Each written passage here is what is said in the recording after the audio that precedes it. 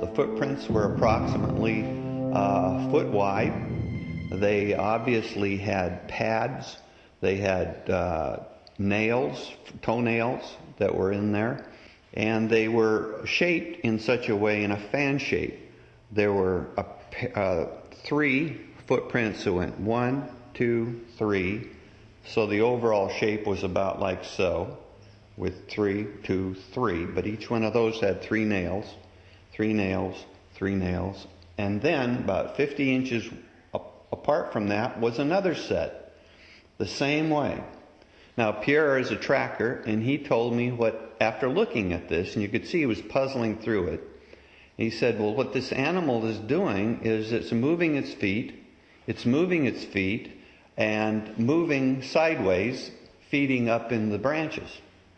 Now, this was not a 3 giant-toed animal. This was an animal with a foot that's approximately a foot wide, that's maybe 18 inches long, that feeds up into the branches, probably on its hind feet, because we didn't see front feet. We just saw a pair of feet. We didn't get a picture of the animal. The animal was inside the cave. We heard it inside the cave. Beyond that, we took pictures of the scratches. We took pictures of the plaster casts. We took pictures of the holes that were dug in. We took pictures of the cave entrance. We took pictures of where it had been feeding, and obviously something very large had eaten its way through the forest on the island, back into the island, about 60 feet or so. So we have evidence, but it's just not of the animal per se. In January 2006, Milt Marcy, an insurance broker from Portland, Oregon, traveled to the Jaw River in Cameroon near the Congolese border with his own team.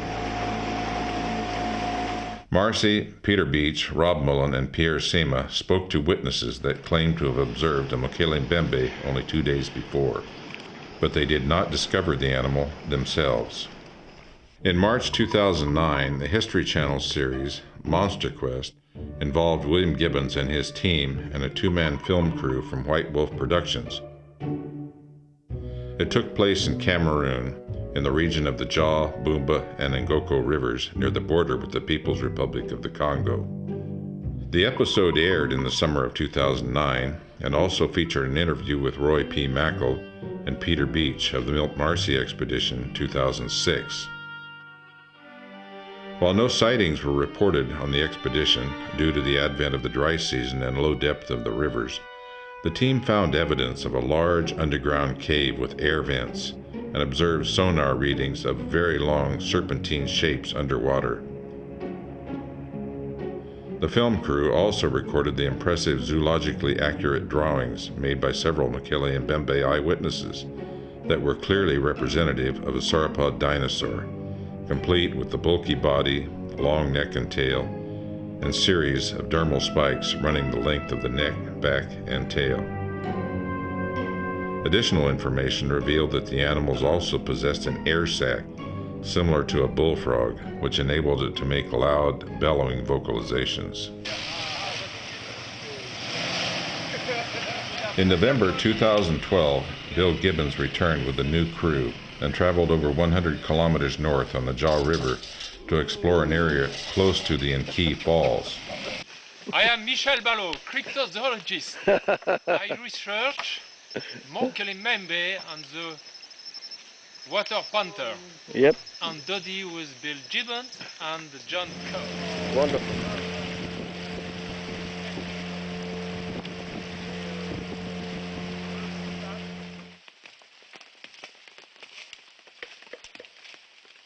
This remote area is completely free from villages and human activity of any kind, thus providing a tranquil location for any Mokele-mbembe.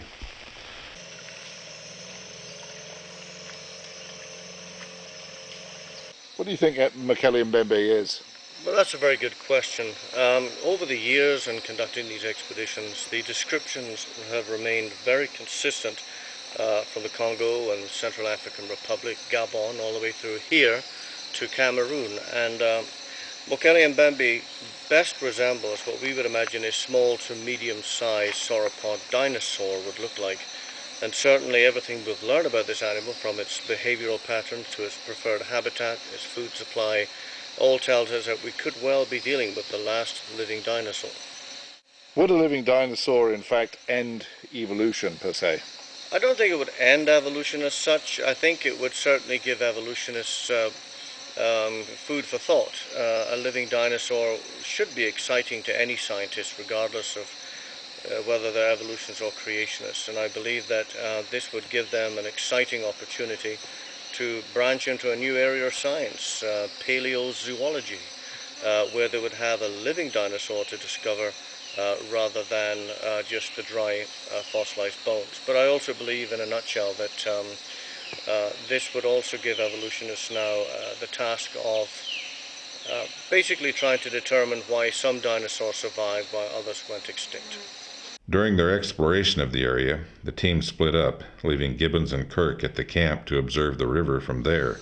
We're standing on the banks of the River Jar. We're approximately 96 kilometers from the nearest settlement in Ndongo, where the World Wildlife Fund maintains a facility. The two men suddenly heard three distinct roars coming from the river in the south. The thick foliage prevented the explorers from observing the creature that was making the loud vocalizations. Upon the third roar, the noise of the outboard engine of the expedition canoe returning to the camp caused the animal to retreat from the area. Yeah. It was Mokelemembe. Could be, because remember somebody said it makes a noise like on a dit que le bruit est comme. Yes, it was Mokelemembe. Exactement. In the river, Oui. In the river. it was Mokelemembe. The question remains, why has no one succeeded in photographing or filming a Mokelembembe? The vastness of the area, the difficulty of the terrain, the semi-aquatic habits of the animal, the fear that it imparts among the local tribespeople, as well as the limited amount of time and funding that is available to explorers, all contribute to this daunting task. However, Gibbons and his American colleagues have now established beyond all doubt that Mokelembembe is not only a living creature, but are most often encountered in the Jaw River in Cameroon. Further, the upper reaches of the Jaw, which is remote and almost completely void of all human activity, is where some of the animals have retreated. The race is now on to return to this location and finally secure the film and photographic evidence that will silence the critics and the hardline evolutionists once and for all, while providing powerful evidence for a young Earth and special creation. Will you help us at last film a specimen of Mokelembembe, the ultimate living fossil?